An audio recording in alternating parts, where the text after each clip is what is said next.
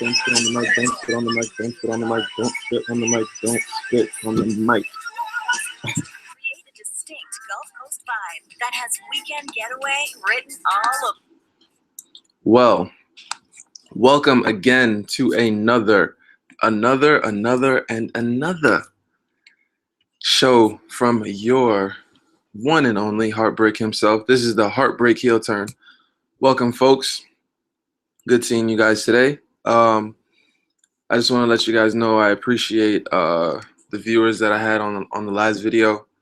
But today we're gonna talk about our week in review with Raw, Smackdown, and NXT, because I've had a very busy week, but I still had time to watch all three shows.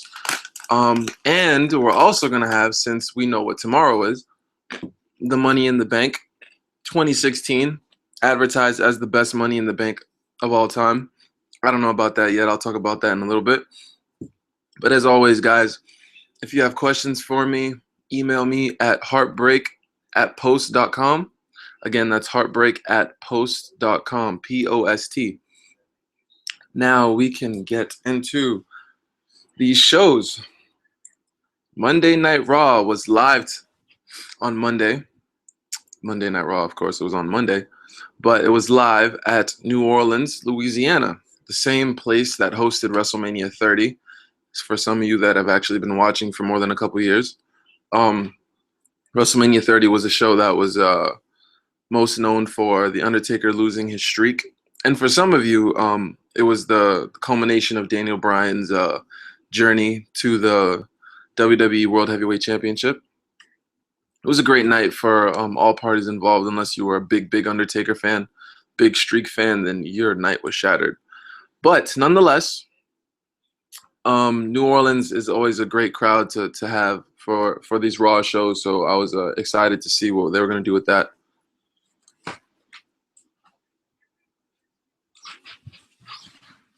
So they start out the show with the New Day, which is something that usually never happens. The New Day come out to do their, New Day promo.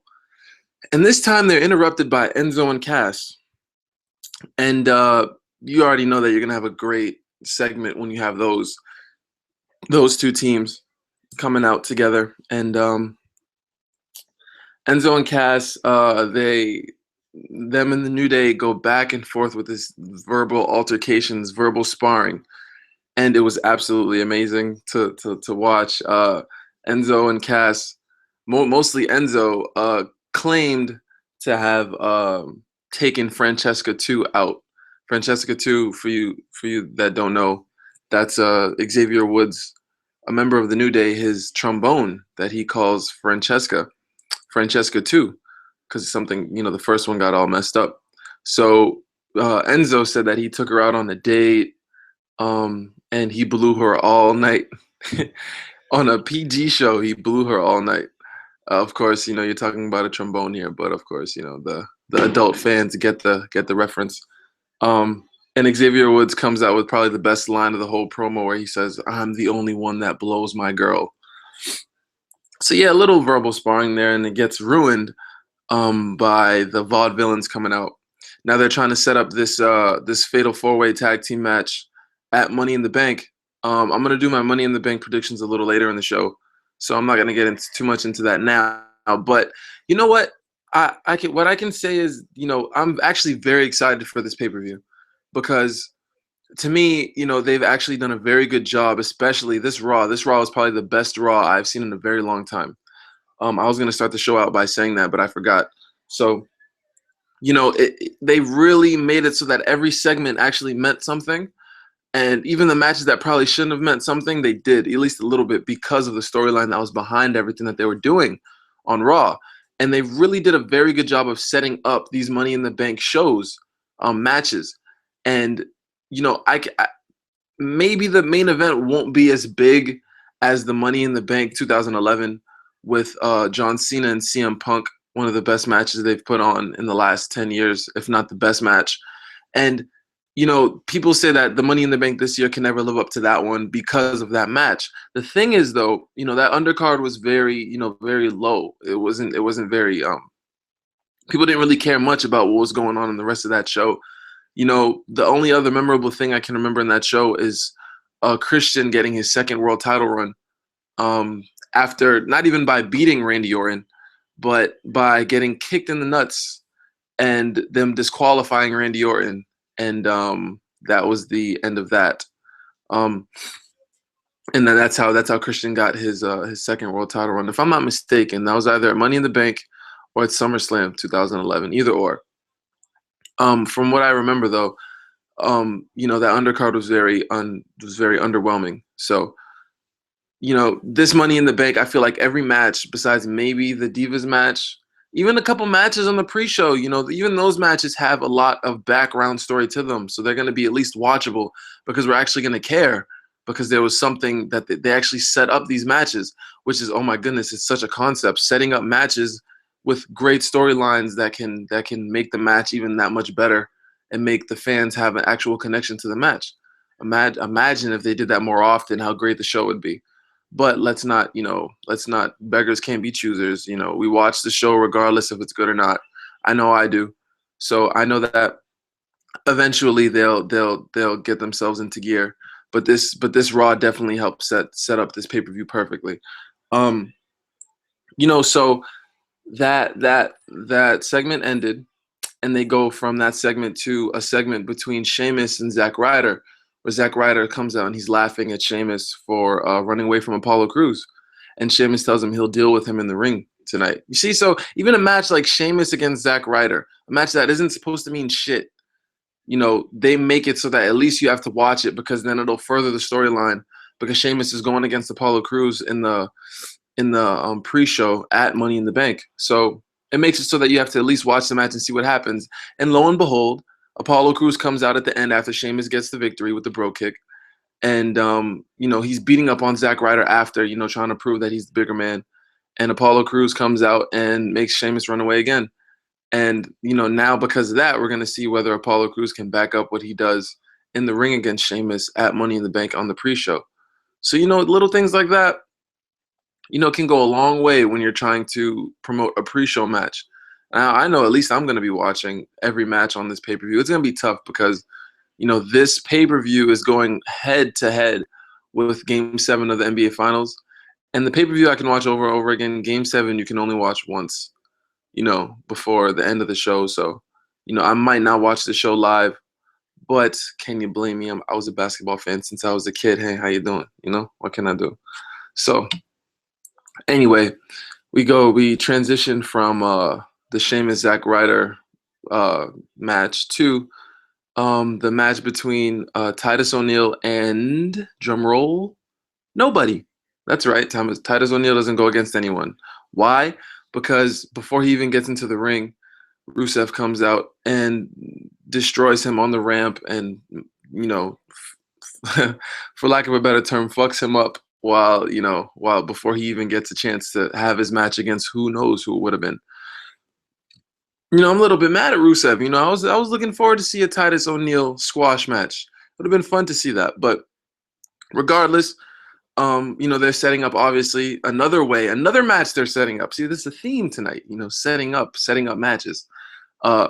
Another match that they were setting up was the United States Championship match at Money in the Bank between Rusev and Titus O'Neil. That's what this whole segment was about. You know, people weren't even going to care what match Titus was going against. The fact that Rusev came out and did what he did, that's what everyone was waiting for. So kudos to WWE. They didn't have to sit us through a long, boring, you know, 2-minute Titus O'Neil squash match because nobody really wanted to see that anyway. Throughout Monday Night Raw, there were many Shield vignettes. The Shield obviously being Dean Ambrose, Seth Rollins, and Roman Reigns. And you know, back when they were this faction called the Shield, they terrorized the WWE when they were bad guys, and then when they eventually turned good, people started really getting behind them. And they put a lot of those out there because they've broken up. And now 2 members of the Shield are going to be in the main event of this Money in the Bank pay-per-view, Seth Rollins and Roman Reigns, who is the WWE World Heavyweight Champion. So, you know, they're trying to show they're trying to really give the fans that haven't watched the last couple of years, because this was like about 2-3 years ago that the Shield were all in the company. And for the fans that don't watch Raw, or the hardcore fans that weren't around back when the Shield was running rampant, it's a great way to kind of give the background story to the fans that don't watch as often as I do, and to let them know that there is a lot of history between these two people, that they're not just fighting each other out of nowhere for this title. They have been partners in crime. They've been brothers, and now they're against each other. And it's a long story in the making, and I'm happy that they do that, because now people will really understand. Raw is a 3-hour show. It's they better put something of substance on those 3 hours. And I think this Raw is the first one I've seen in a long time where just about every segment hit was a home run. Not to say that it was perfect. If I had the sound, I would play it. But not to say that it was perfect, but it was that the segments actually meant something. So that's what was important. So I'm happy to see that was a thing that they were able to do. Perfect. There it is. So from there we transitioned from the Shield vignette to the Ambrose Asylum, which is Dean Ambrose's little talk show he has in the ring. And he brings out the two other members of the Shield, Roman Reigns and Seth Rollins, to talk about their match at Money in the Bank. And it was interesting because Seth Rollins is never the guy to reminisce, but he did that on the show. He reminisced about the times that the Shield had back in the day, and how much fun he had with them. And he goes, and even further, he says that the Shield was the best time he's ever had in the WWE. And it's understandable, they had a lot of fun together, seeing what they were doing. And but he says his favorite moment being a part of the Shield, and then this is where the little, you have to remember that Seth Rollins is a bad guy. So he says the best part of being in the Shield was turning on Roman and slapping him in the back with a steel chair, and turning on him, and then winning Money in the Bank last year or 2 years ago, getting the briefcase and cashing it in at WrestleMania to beat Roman Reigns, who was challenging Brock Lesnar at the time for the championship in the main event of WrestleMania, and being the first member of the Shield to have the WWE World Heavyweight title. He said that was his favorite moment. And Roman comes back with probably, and guys, you have to give Roman a round of applause here, because Roman comes back with a vengeance. He comes back and says that he probably has the best promo I've seen Roman have in quite a long time. The best Roman Reigns promo, that he's had in a long time. Because usually his promos seem so scripted, and so there's no emotion behind them. But this promo, I guess there's something he really wants to prove in real life and in kayfabe, in shoot and in storyline, that he really wants to prove that he is the better man. He is better than Seth Rollins, because his promo was so passionate, and he was saying that he wanted Seth Rollins to understand that when he beats him at Money in the Bank, he doesn't want people calling him the guy because he has the title. He wants people to call him the guy because he beat Seth.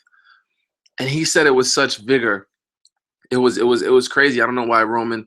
I guess Roman really does have a passion for this match and for this storyline, because if you think about it, these guys really have been through it all. And the only reason why they haven't fought each other before is because of injury.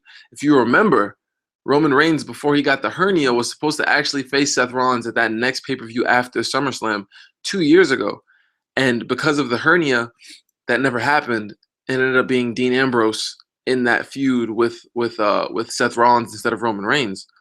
Then fast forward to last year at Survivor Series, Roman was scheduled to face Seth Rollins before Seth Rollins tore out all the ligaments in his knee in the house show, and vacated the title. And then Roman won it subsequently at Money in the Bank.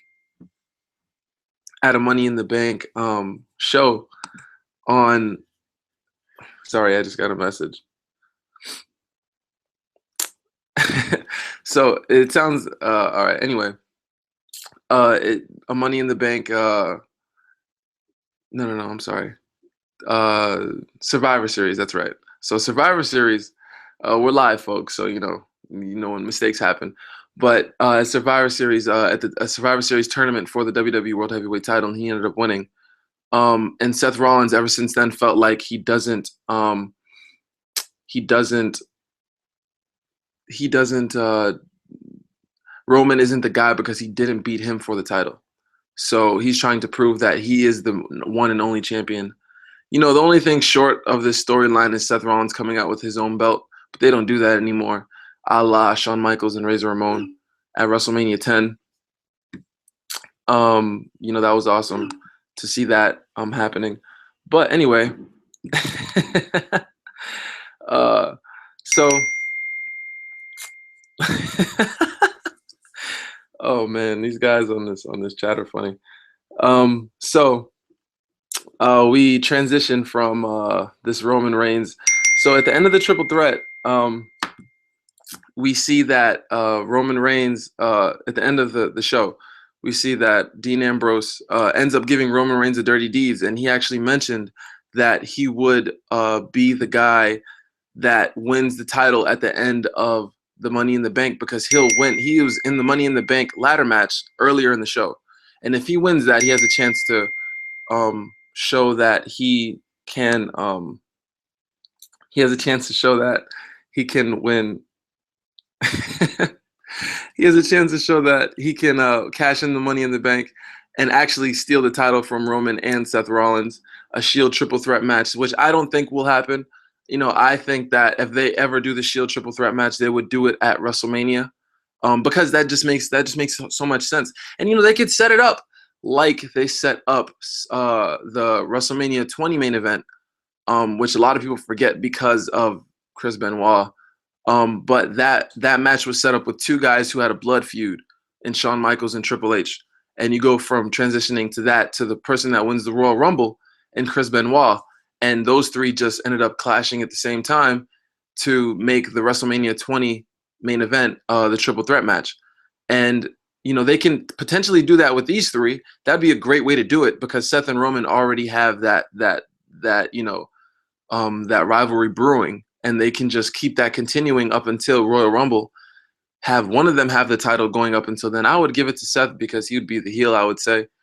And then have Dean win the Royal Rumble, and then voila, triple threat match, WrestleMania, the Shield, WWE do it better.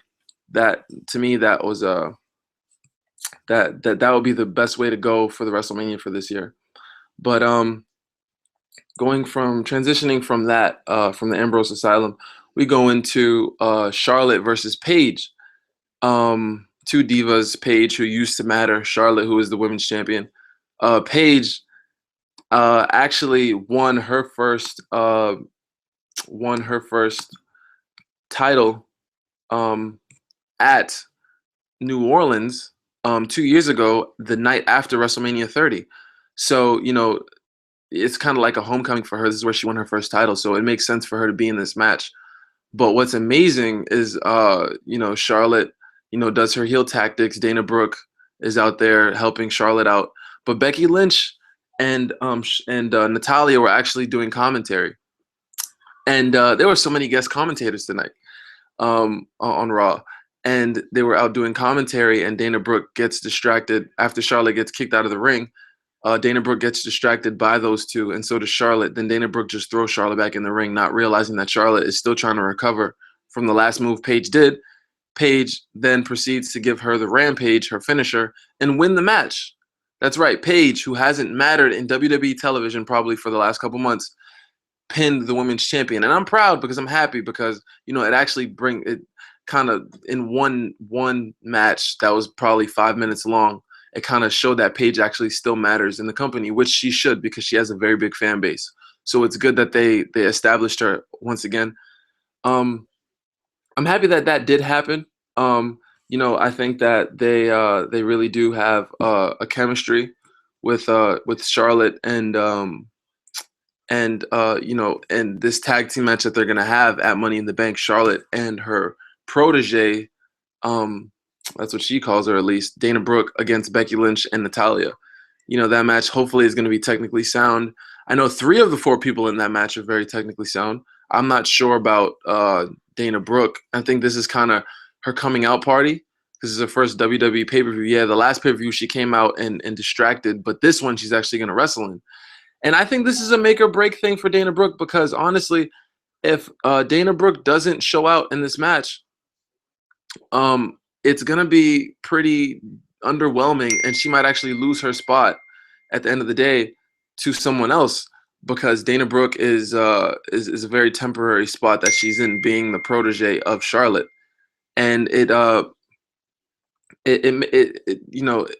just shows that Dana Brooke, whether or not in storyline and in real life, she could lose her spot based on this match. So hopefully she puts on a good show because it's good seeing Dana Brooke out there because she's smoking hot. So that's always good to see. Cesaro and Sami Zayn had the next promo setting up their match on Raw, like on free TV. We see Cesaro and Sami Zayn, the unbelievable match that they had at NXT Takeover on pay-per-view. Now they just put them two on live TV, on free TV, which I had a problem with, but it just made the show that much better. It just shows that they really care about Raw to put a match like Sami Zayn and Cesaro on this match. And of course, they're setting up the 6-man Money in the Bank ladder match, which originally was supposed to be 7. And I personally still think that someone is going to come in as the 7th person for this match. I think that it's going to be Randy Orton. He's going to make his surprise comeback, but we'll see what happens. I'm not 100% sure about that, but we'll see what happens. But Cesaro and Sami Zayn had a little promo, and Cesaro is basically undermining Sami Zayn, calling him a rookie, telling him he's only been in the company for 4 months, while Cesaro himself has been there for 4 years, and he's going to prove it in the match. And the match was unbelievable. The finish was probably the best finish of the night of any match. Cesaro goes for his neutralizer, gets reversed. Sami Zayn goes for his Blue Thunder Bomb, gets reversed. And Sami Zayn then bounces off the ropes and reverses a powerbomb from Cesaro into a Canadian Destroyer, which I thought was, if you guys don't know what a Canadian Destroyer is, look it up on YouTube. It's a crazy move that I thought was banned from WWE, but apparently it isn't. And those guys pulled it off beautifully. And Sami Zayn gets the pin with the Canadian Destroyer, which is, the just poetic justice. He's a Canadian. And it's just great to see that the blow-off, it's not like the blow-off of a match. Like, there can still be another match between them two with one of them getting their finisher in. So I think they do finishes with non-finishers. They don't do it as often because those kind of matches are always awesome because then you never really know when someone's going to win. They could win with a big move like that Canadian Destroyer. They don't always have to win with their finisher. Everybody knows what Sami Zayn's finisher is, the hell of a kick in the corner. So, it just kind of shows that the next time they have a match, I bet you Sami Zayn gets a big pop for that Canadian Destroyer if he pulls it out. So it just goes to show that sometimes booking does know what they're doing. I'm telling you, this Raw just gets better and better because now I'm going to talk about the star of the show. The absolute star of the show was Kevin Owens was the star of this Raw. And he started out his beautiful Raw with a promo that he had with Alberto Del Rio. Him and Alberto, they're just, they're an amazing tag team to me. They have so many they just seem like they don't like each other in real life, and it really comes off in storyline that they don't like each other. So it's funny to me that at the end of the day, they decide to take those two guys who have nothing to do with each other and put them in a tag team match together because they were arguing about the Money in the Bank match, that the ladder match that they're both going to be in. And then Del Rio starts talking in Spanish, and and he speaks Spanish. He's speaking Mexican, his Mexican, Spanish twang, and Kevin Owens goes, "You think you're the only one that can speak another language?" and starts talking in French Canadian, And then Shane McMahon, who intervenes in the whole thing, says that those two need to get along, and puts them in a tag team match against the Lucha Dragons. And the stipulation for this match is that if them two lose to the Lucha Dragons, they lose their spots at Money in the Bank, and it goes to the Lucha Dragons, which is it's a must. Now it makes it a must-watch match. Now you know that Del Rio and Kevin Owens will definitely win the match, but because of that stipulation, that makes you have to watch it, because you're like, okay, will they actually pull it off, and will the Lucha Dragons take their spots? Like, they wouldn't really do that, but I have to see it now to see what happens. And it's just a great storyline told by great storytellers, Kevin Owens and Alberto Del Rio, who's actually been very good with his promos. His promos now are going up head-to-head against him back in the day in 2011 when he was world champion.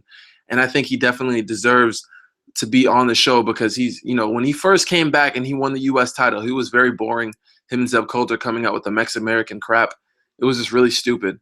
And now he's back, I think, to his old Alberto Del Rio self. And it's great to see him on the show because he's very entertaining when he's like that. One thing I forgot to mention, this whole thing actually started with Kevin Owens coming up to Shane McMahon, telling him that Alberto Del Rio should be disqualified from the Money in the Bank match because he was late for the show. And Alberto comes up on camera and says he knows it was Kevin Owens that made him late, because Kevin Owens must have called airport security, and they had him stuck in airport security for 5 hours, which is why he was late to the show, which is just so, it's just so stupid. Like, it's so stupid and funny and entertaining. It's just, I love it. It's something that they don't do things like this very often. And I hope that this is the start of a turning point, because, I can remember watching, Raws in 1997, and I could see the turning point from when they went from bad after the screw job to becoming very entertaining with DX and Shawn Michaels. So, hopefully this is a turning point Raw, because this is a very good Raw. Just see the Raw after Money in the Bank to be, very, bland would be very disappointing. So, hopefully they do what they have to do and keep the show entertaining, because this Raw was awesome. So, but that wasn't even it. Eventually, Kevin Owens and Alberto Del Rio did go against the Lucha Dragons. They did get the victory. And at the end of the match, Kevin Owens goes up to Stephanie McMahon this time instead of Shane, and tells her that he thinks it's wrong that Shane just put up his spot in the Money in the Bank ladder match, because of nothing. So Stephanie said, I agree. And he said now that he knows that Sami Zayn is going to be in commentary for the main event, which is Dean Ambrose and Chris Jericho, he wants to be in commentary as well. So this main event match was crazy, because they ended up fitting every single member, every person in this Money in the Bank ladder match. All 6 men ended up being in this main event. Now, it was still only Dean Ambrose against Chris Jericho, but they had Sami Zayn on commentary. They had Kevin Owens on commentary. They had Cesaro being the ring announcer, and then they had Alberto Del Rio ringing the bell, which I thought was the funniest part of all, because you just see this big old jacked up Mexican guy standing next to 2 guys who look like they're afraid of their lives, while he's just, all he does is ring the bell. That's it. And they look so scared, and it's hilarious. And Kevin Owens is just amazing on commentary. This guy is becoming CM Punk 2.0 or Kevin Owens 1.0, because I don't think he'll be happy for me to call him CM Punk 2.0. But he's just showing that he's great in the ring, he's great on promos, and he's great on commentary, just like CM Punk said in his pipe bomb. No one can touch him. And that's true. And this is why I think he's going to win the Money in the Bank ladder match. But, we'll talk about that in a minute. We transition from that to this John Cena and AJ Styles. They're going to have a match at Money in the Bank as well. They had a promo. They had a little a contract signing. And every time we know about these contract signings, something bad ends up happening. But this time, nothing bad. Nobody ended up fighting. John Cena just ended up calling AJ Styles the leader of the bitch club, and gave him 2 contracts. One that said it would be John Cena versus AJ Styles. The second one would be John Cena versus the club. And AJ Styles ended up signing the contract that just had the one-on-one match, so he could prove that he could beat Cena without his members. Again, I hope the club still comes out because I want to see AJ Styles win because just like AJ Styles said, guys like Cena bury guys like AJ Styles. And if AJ Styles just goes up and loses to Cena, unless they get a rematch at SummerSlam, it's just like, well, this guy came and went. There's not that many people that have lost to Cena that can say that they made a name for themselves after. Kevin Owens is one of the few, but even with him losing to Cena, he still won the first match against Cena, which was good enough for him to get over. So, we'll go from that to Kane. Kane made his Raw debut, his return to Raw. This time, corporate Kane, not the mask with the fire, the stupid Kane with the suit. But Kane with the suit is funny sometimes. He says some funny things, and he was trying to become the general manager of Smackdown, which is going live July 17th. And they, Stephanie and Shane McMahon weren't really having it. And Kane, and it's funny because it's amazing that they bring up something that happened so long ago. But back in the day in 2003, Kane and Shane actually had a feud.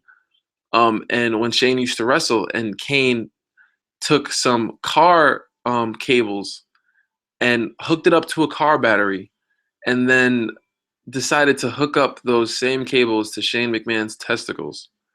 And Kane brings that up, and you never really see something that's brought up from over a decade ago on WWE television. And Kane brings it up and says, "Listen, Shane, is the reason why you won't let me be on SmackDown is because of that time when I hooked up the car battery to your testicles." And it's just so funny to see something like that. It was great. It was great. Hopefully Corporate Kane makes another debut. He's not like Teddy Long who comes out and gets embarrassed and then leaves. Because Kane is Kane. We all, at the end of the day, we all like to see Kane not wrestle, and definitely not wrestle for the title, but Kane here and there. There's nothing wrong with that at all. So we talked about just about everything. The money in the. Let's go into the main event. Jericho and Dean Ambrose with all the people in the ring, like I said. Dean ends up getting the win with the dirty deeds, but obviously with all the people out there, a brawl ensues, and everyone gets taken out except Chris Jericho. So Chris Jericho climbs the ladder, grabs the Money in the Bank briefcase at the top, and says, "This is what's going to happen on Sunday." Yeah, okay, whatever.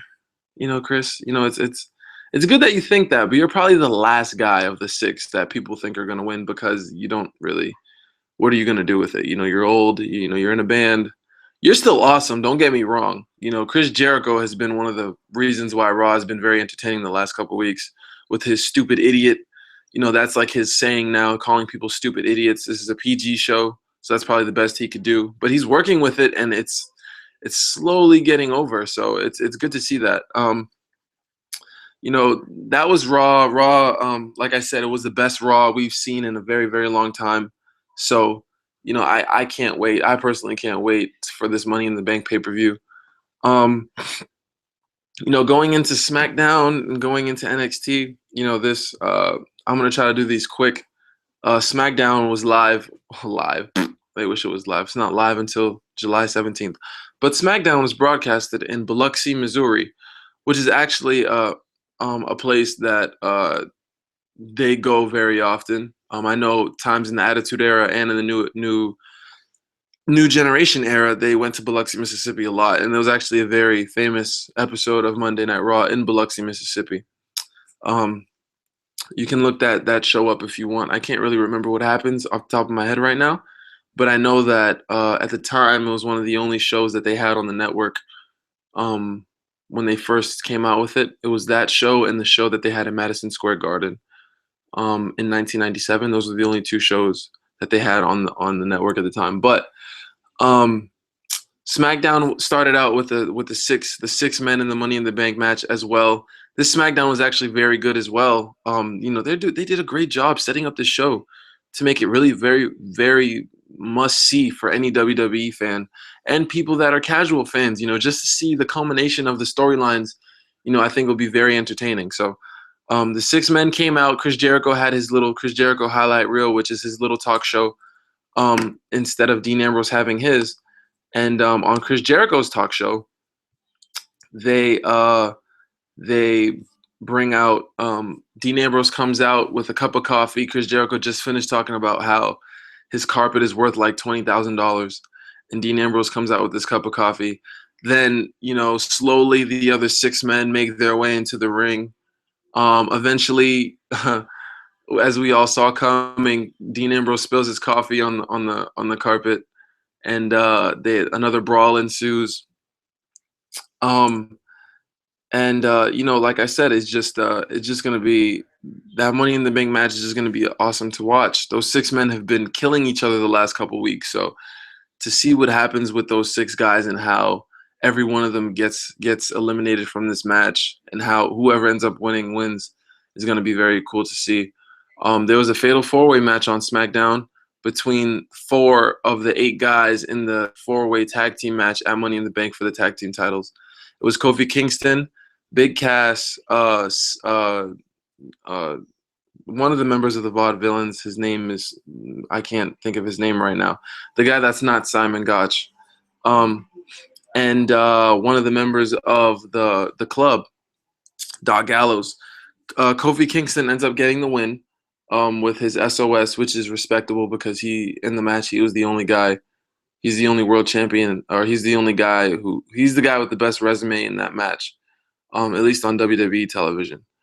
So it's good to see Kofi get a win for the New Day. Obviously, a brawl ensued after, which is we were waiting for that. But it was a good match. Baron Corbin came out as well on SmackDown. Talk about. He had a match with Zack Ryder, who's becoming more of a jobber every week after his big moment at WrestleMania. But he comes out, loses to Baron Corbin, and they had Dolph Ziggler on commentary again, which they've done already. And him and Ziggler, exchange words, but there isn't really much fighting. But they're setting up for their match at Money in the Bank as well. And their match is on the pre-show, but it's still going to be a fun match to watch. So, I'm looking forward to seeing that. Let's see. From there, we go to Rusev and Kalisto. Kalisto, who was the U.S. champion before Rusev beat him, they had a quick little match, I guess, to warm Rusev up for his match at Money in the Bank. And Rusev kills Kalisto. The match actually doesn't even get to start, now that I remember. Kalisto comes out for his entrance, jumps in the trampoline, Rusev catches him, and before the match has even started, he's already having him in his accolade submission. And then Sin Cara comes out, who is Kalisto's Lucha Dragon member teammate, and Sin Cara does his little thing, but then gets taken down as well by Rusev, and then eventually leading to Titus O'Neil coming out and taking care of Rusev, and actually getting one over on Rusev, beating him up a little bit, and setting up their match for Money in the Bank as well for the U.S. title. I'm not sure if that match is on the pre-show. I think it's on the regular show. It should be, but that's probably the least booked match. I mean, the least storyline-wise, people care about the least of all the matches, but it's still going to be a good match to watch. Rusev has been great with the U.S. title. I hope that he gets to keep it. From there, we go to Natty going against Natalya, going against Charlotte again. Again, this match is just there to set up their match at Money in the Bank, the tag team match. And there wasn't a winner at the end of this match. Oh no, I lied. Charlotte ended up winning with her figure eight move, but only after a distraction again by Dana Brooke this time. Becky Lynch comes out after this, and they have a little brawl as well. And I'm saying these things like nonchalantly, but it was actually good to watch because it made SmackDown, important that they were just furthering these storylines, and that's what it should be. That's what SmackDown should be about. It should be about furthering storylines. If it's not going to be a separate brand, that's what it has to do. So it did a very good job of that before Money in the Bank. I didn't think that they could after the way Monday Night Raw was amazing, but they did a very good job of it. So kudos to SmackDown. Then at the end of the night, there was a 6-man tag team match, 3-on-3.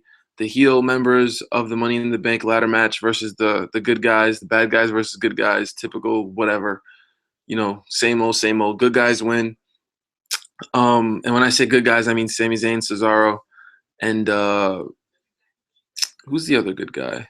Not Kevin Owens. Uh, but you guys get the point. So that was SmackDown. SmackDown was entertaining. If we want to go to NXT, I'm not gonna talk too much about NXT, but it was at Full Sail, which it almost always is in Full Sail University. Um, there was a couple things I want to mention. Ty Dillinger, I talked about him in the last show about how much I love Ty Dillinger and how I feel like he should definitely be getting a push. And he comes out and has a rematch against Andrade Cien Almas and the famous Mexican wrestler. And I'm thinking, all right, they have him in this rematch. They're gonna let Ty get his victory back, and they're gonna start pushing Ty. And no, you know, Cien gets another victory on him, and not only does this time he get the victory, but they make Ty Dillinger look stupid because I guess they were trying to start like a heel kind of thing with him, and they made him very, no expressions. He's not interacting with the crowd anymore when he was doing his thing. The crowd was cheering 10 and he was just ignoring them. Like you kind of take the guy, you're kind of, you're neutering the guy. You're taking his balls out of his hand, out of his body, and holding it in your hand and saying, "Here, I have your balls right here. You can't do anything." You don't do that. You don't neuter Ty Dillinger. That's what he does. He's a guy that has been booked so poorly on NXT, but yet the crowd still loves him. I still think he's awesome. And then you go and do that and bring him out on NXT to have his rematch, and you just make it even worse. Not only do you make him lose, but you kind of just take away all of his soul and his spirit and what makes him Ty Dillinger. I just hope that this isn't the direction they're going with him, because then if that's the case, he's going to end up being one of those lost causes like everyone else. And I don't want to see that with Ty Dillinger, because I think he's special. And you know why I think he's special? Because I said the only thing on the last show, I mentioned him. I said the only thing about him that I didn't like was that I didn't see many promos from him. He had a promo on NXT on Wednesday, and it was awesome. And he comes out, and Andrade Cien Almas can barely speak English, or at least that's what he's portraying right now. And Ty Dillinger comes out and completely just bashes all of them. He even goes as far as, Ty Dillinger's his whole gimmick is being the perfect 10. He goes as far as calling the chick that's doing the commentating to call her a 6. Like, he called her a 6. He said, "Listen, I don't want to hear what you have to say, you 6." He didn't even call her by like, who does who does something like that? Like, that's amazing to me. That's amazing promo work. And I don't want Ty Dillinger to end up, in the gutter. So I'm just ranting a little bit. The only other thing that was noteworthy in this show, Carmella got a victory. TM61, the tag team from Australia, got a victory on Blake and Murphy, they're basically going to break up. And their finisher was awesome too. It's called Thunder Valley. It's a very good finisher. I'm sure they've done it on other shows, promotions that they've been on. So if you look it up, I'm sure you'll find it. It's called the Thunder Valley. It was a great finisher by TM61. But the most noteworthy thing in this match, in this whole NXT show, was the end, when Finn Balor came out talking about how he doesn't know what's next for Finn Balor.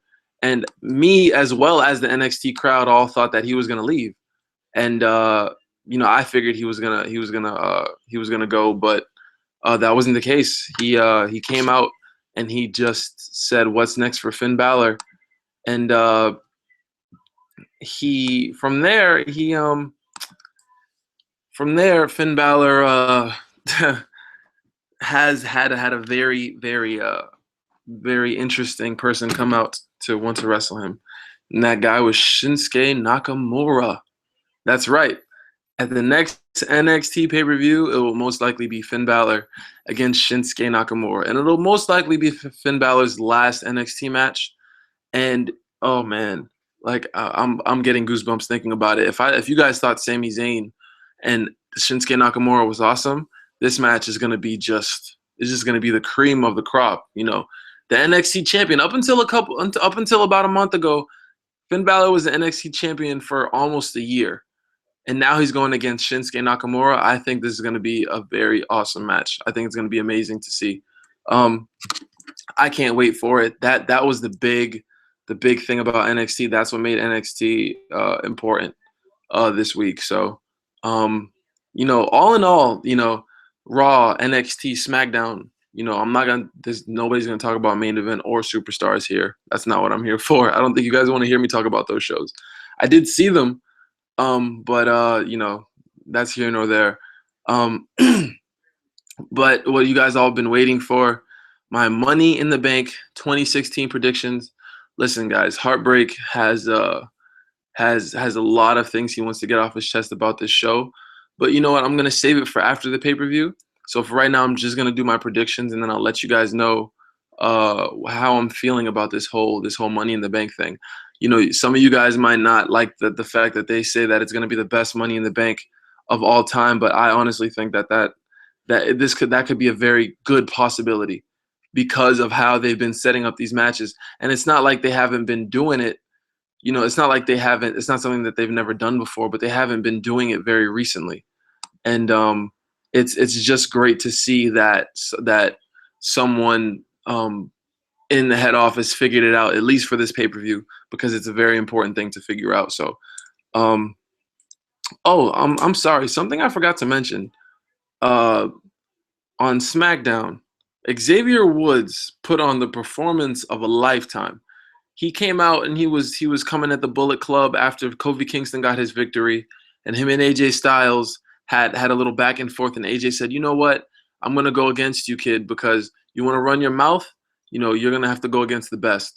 And so Xavier Woods and AJ Styles actually had a one-on-one match, and I figured it would be interesting because they have a history.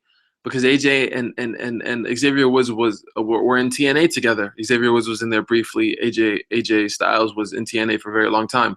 So I'm sure they had their run-ins in TNA. So I knew that they were familiar with each other's ring style. So I knew this would be a good match. And it was. It was the best match on SmackDown. Xavier Woods showed that he actually has some in-ring talent and some very good athleticism. He did a over-the-top rope swanton on AJ Styles to the outside of the ring, and he also did like a move that I've probably seen it before, but I haven't seen it in a very long time, where it was almost like an old school, but he goes on the top turnbuckle, and AJ runs away from the turnbuckle, so he can't jump on him, and the angle is just off. So Xavier Woods walks on the top rope off the turnbuckle and jumps off the top rope after walking on it, and lands an elbow drop on AJ Styles, which was the spot of the night. And you know what? I've been waiting for them to individually, slowly, build up the individual guys in the New Day. Saying more of the young guys, Big E and Xavier Woods, because when the New Day breaks up, those guys are going to need something to do. And seeing them shine in singles matches while they still have the New Day moniker would be the best way to go, and this match was just the way to show that Xavier Woods has great talent. And all they have to do now is get rid of those stupid clown shoes, because those are just so I don't even know why I don't know why anyone keeps those. I don't know why. I don't know. I just don't know. Just get rid of them. That's all I have to say. Get rid of the damn clown shoes. Then you'll be taken more seriously as a wrestler. But back to my predictions. We go from Money in the Bank. We'll talk about the pre-show first. Baron Corbin and Dolph Ziggler. I think this is finally Baron Corbin's coming out party. He's gonna stop being known as the guy who won the Andre the Giant Battle Royal, which was 100 years ago in storyline. That was at WrestleMania. WrestleMania was what, in April? It is now June 18th. So I don't. He needs to be known for something else, because if he's just known for something he did a bunch 4 months ago, he's not going to get anywhere in this company. So, not 4 months ago, I'm exaggerating, but you get the point. Hopefully Baron Corbin gets his victory and he can actually further along his development in WWE and finally get out of this Dolph Ziggler storyline, because it's not very entertaining. Sheamus and Apollo Crews, the new era versus the old era. I still see Sheamus winning. Apollo Crews is going to put up a good fight, but it was just like earlier when we saw Chris Jericho against Apollo Crews on Raw a couple of weeks ago.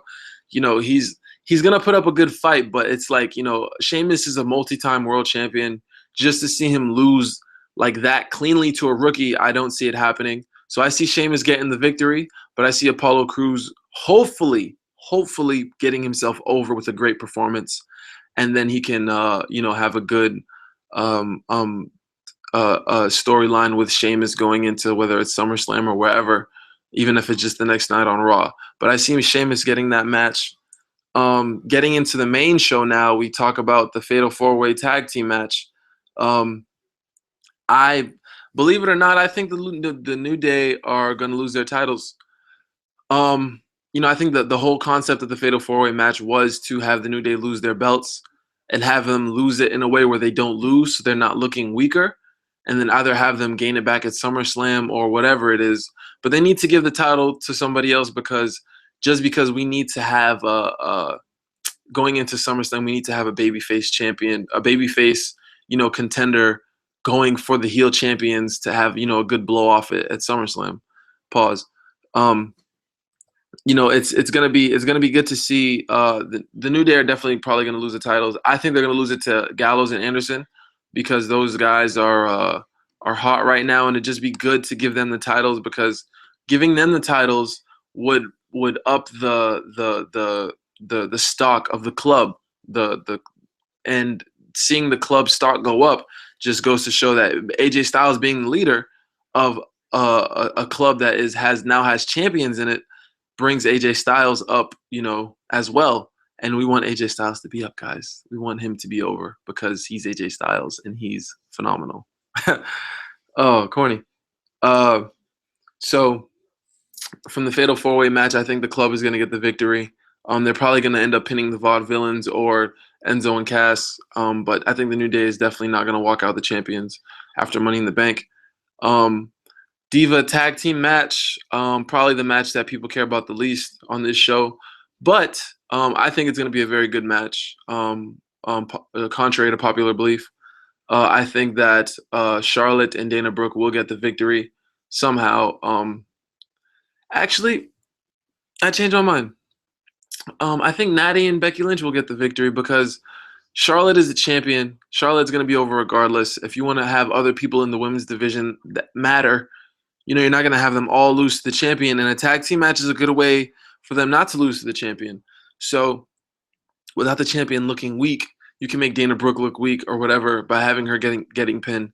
But I think either or, we're going to see a sharpshooter or a cross arm or an arm breaker, be the end of this match. And hopefully Becky Lynch and Natty get the victory because they definitely deserve one after getting screwed out by Charlotte so many times before. And hopefully this is like I said, they're just stalling right now because they're definitely going to get Sasha Banks in, who is my baby, by the way. They're going to get Sasha Banks in for this SummerSlam match. So Sasha Banks hasn't been on TV in a very long time, and I can't wait to see her when she does make her comeback or whatever you want to call it, because she's still on the house shows. She still gets great reviews from what I hear. So she's going to be great to see after this Money in the Bank. You definitely know she's going to come up because she's going to be the one facing Charlotte at SummerSlam. I think everyone knows this at this point. So it's going to be fun to see how that storyline goes forward. From there, we go to the semi-main event, AJ Styles and John Cena. We all know how John Cena is as a wrestler, but it's easy to say that, he can't wrestle, he can't this, he can't that, but we all know that John Cena has had great matches already, and he will continue to have great matches, and I think this one will be just as good. AJ Styles is an unbelievable wrestler, and having John Cena there, he had great matches with Roman Reigns, and I think, honestly, John Cena puts on better performances than Roman Reigns in big match situations. So big match John, right? So John it's gonna be great to see how this match ends up. Unfortunately, I think AJ Styles is gonna lose unless there is a club interference in some way or another. AJ Styles is not gonna beat John Cena clean, especially because they turned him heel. So if it was a face versus face, I could kind of see AJ winning, but I think Cena, big match John, is gonna get the victory here. I don't think it'll be the end for AJ Styles. I don't think he's gonna get buried because, again, like I said, I think the club will win the tag team titles. So that's gonna at least keep their faction important because at least they'll have champions on their faction. And AJ will probably just end up having a rematch with Cena at SummerSlam and hopefully getting the victory there. But this match is gonna hopefully be very good. I think it's gonna be very good. But Cena's gonna get the victory here. And now to the main event. Dum, dum, dum. Roman Reigns and Seth freaking Rollins. Seth Rollins, it's a very good story. This, honestly, I think that match is going to be the reason why this Money in the Bank might be the best of all time, because the other matches are going to be very good, but this one's going to be amazing. Maybe not 5-star quality, but it's going to be very, very good. It's going to be very good, and I think that the ending is going to be a little bit fuzzy. I think there's going to be some shenanigans going on because I see Roman Reigns winning the belt, but I don't see him just winning cleanly. I don't see him just coming out and just beating Seth Rollins and that's it. Seth Rollins just loses because there's too much money in this story. There's too much money in the storyline for that to just happen like that because there's too much. Nah, this rivalry is 2 years in the making. I don't think they're just gonna blow it all off at Money in the Bank. I think they have a long way to go with this rivalry, and to end this match cleanly with Roman beating Seth would be a mistake in this match. I think Roman will win, but I think there's gonna be some, yeah. I don't know how to, yeah. It's gonna be some kind of shenanigans. Whether it's the Money in the Bank guy coming out not cashing it in, but being a distraction, whatever it is. Something's going to happen. Maybe a surprise return. Maybe Brock Lesnar comes back. UFC 200 is close. But maybe Brock Lesnar comes back. I don't know. Something's going to happen. I don't think it's just going to be a clean victory by Roman, but I do think Roman's going to walk out with the belt. There is disqualification as well, so maybe that comes into play. We'll see. And to me, I'm going to talk about the Money in the Bank ladder match last, the 6-man ladder match. Like I said, usually it's a 7-man. And I think someone will be a surprise entrant, and I think it's going to be Randy Orton. I think in the end, Kevin Owens is going to end up getting the victory because you have to think about it. Kevin Owens, especially that Monday Night Raw, man, Kevin Owens has been the star, man. Like, he's must-watch TV, KO, the KO show. He's not even lying, you know what I'm saying? He deserves the Money in the Bank, and just to see how entertaining he will be. If you think of the other guys that are in that match, no one will be as entertaining with that Money in the Bank briefcase as Kevin Owens. Even if he cashes it in and loses, his run with the Money in the Bank briefcase will be one of the most entertaining runs of anybody that has ever had the briefcase ever. And I'm looking forward to that. And I think he's the only decision here to win the Money in the Bank briefcase. And I don't really see anyone else. I can't really see anyone else maybe besides Dean Ambrose winning, but I think Dean Ambrose's time is coming. I think slowly but surely Dean Ambrose will probably be the Royal Rumble winner. But because that's the only guy I can see winning. No, there's no one else. There's no one else. Cesaro, Chris Jericho, Alberto Del Rio, as entertaining as he's been the last couple of weeks. I think Kevin Owens is just the. What's the word I'm looking for? Kevin Owens is the perfect, the perfect choice for this. And that's my review, guys. Again, like I said at the start of this show, this is the Heartbreak Heel Turn. Your host, your gracious, good-looking host, Heartbreak himself. It was fun doing this. Again, if you guys have comments, emails, leave it in the comments below. Any emails, send it to heartbreak@post.com. That's heartbreak@post.com. I actually do have an email I wanted to read. This email was from Jason, who is in California. Wow, California. Thank you for watching, Jason. I appreciate it and sending me this email. Jason asks, how many months until we see Roman Reigns lose the belt, and why have they pushed him so far? So much. Typos, guys. That's whatever. But You know what, guys? You know, I'm going to say this about Roman Reigns. Roman Reigns, I think, is the rightful champion. I think he deserves to be champion right now. I don't think anyone else deserves to be champion. I think I was very mad that he won at WrestleMania because it was a stupid storyline. It was boring. It was so predictable, and Roman Reigns wasn't over. So no one wanted him to win because nobody liked him. But now that he has the belt, and when he did win the belt, even when he beat Sheamus in January on Raw, I was happy for him because no one else is legitimate with the belt. Look when Sheamus had the belt. When Seth Rollins had the belt, you know, that people didn't like Raw. The ratings were as low as they have ever been, probably ever. You know, Seth Rollins talks about how great of a champion he was, about how he carried the weight of the company on his back. Well, the weight of the company was a little bit light because you weren't that good of a champion as far as ratings were concerned. You know, you're in ring. Nobody can diffuse your in-ring skills. But you know, you weren't. It wasn't that you were very entertaining, and Raw was just booked very poorly at that time. And then Sheamus gets the belt, and Raw is just unwatchable with Sheamus as champion. So Roman is the right guy being champion because whether or not you like him, just like John Cena says, he's not a good guy, he's not a bad guy, he is the guy, and you will watch the show even though Roman Reigns is the champion. He is polarizing. He is a monster. He is a good-looking guy.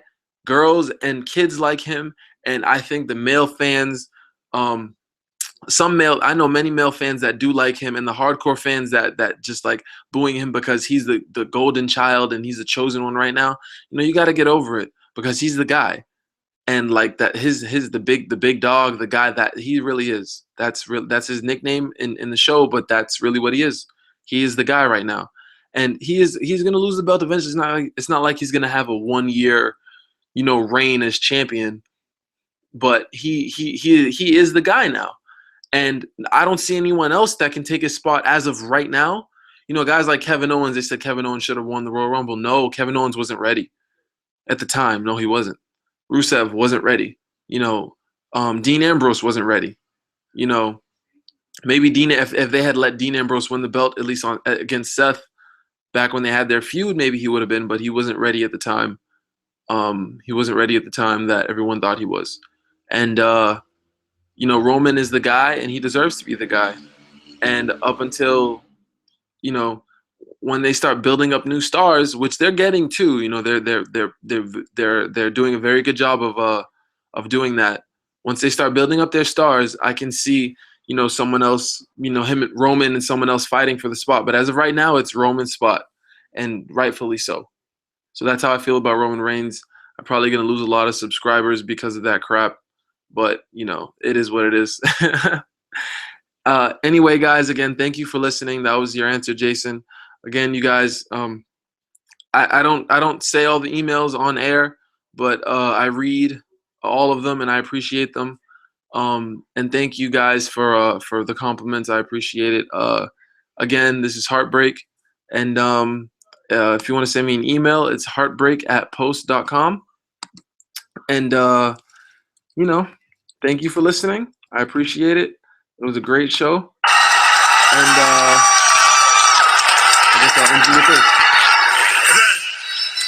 For the thousands in attendance, for the millions watching around the world. Let's get ready to suck it!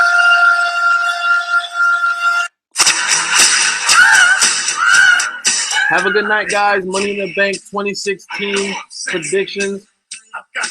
Money in the Bank is tomorrow on Sunday. If you're not watching the NBA Finals, you better be watching this pay-per-view.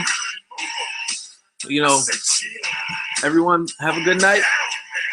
I'll probably post up my review on Money in the Bank tomorrow night, if I'm not too tired. And it was great talking to you guys. Have a good night.